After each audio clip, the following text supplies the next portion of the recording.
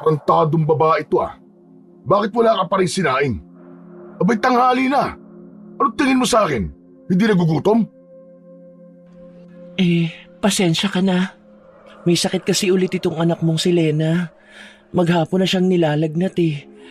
Hindi talaga bumababa ang temperatura niya. Di sana nagsalang ka man lang ng sinaing.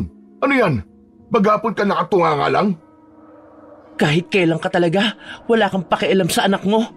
Ni minsan hindi mo siya inaalala. Tigilan mo na nga ako sa mga drama mo. Gutom ako. Tapos dadatnang kita dito nakaupo lang. Nakabantay dyan sa anak mong malaki na. Kaya niya nang tumayo sa sariling paa. Mas maiintindihan ko pa kung nagutom ka dahil sa trabaho. Ang kaso, nagutom ka dahil sa pagsusugal mo. Kasama mo pa yung Juanita na yon. Nay, tama na po. Ipagsaing niyo na po si tatay. Matutulog na lang muna ako. Wag na. Nawalan na ako ng gana.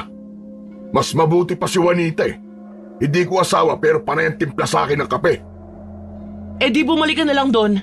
Magpasaing ka ng kanin sa kanya. Total naman, sa kanya ka lang naman may pakinabang.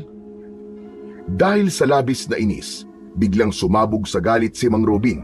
Tinawid niya ang pagitan nila ni Aling Salome at walang ano-ano'y hinablot ang buhok nito. Ikaw tigilan mo ako, Salome ha?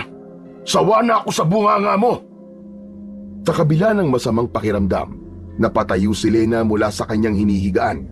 Nanginginig man ang tuhod, pilit niyang nilapitan ang kanyang ama upang pigilan ito. Tay, tama na po. Huwag niyo nang saktan ng inay. Maawa po kayo. Bitiwan po ninyo ang buhok niya. Magdamag na nga po siyang puyat kakabantay sa akin eh. Habang hawak pa rin ang buhok ni Aling Salome, saglit na tumigil si Mang Robin. Napatingin siya kay Lena na halatang mahina dahil nangangatog ang binti nito sa pagtayo. Isa ka pang pangit ka! Inutil! Kung pag-untugin ko kaya mga ulo nyo, ha? Ha?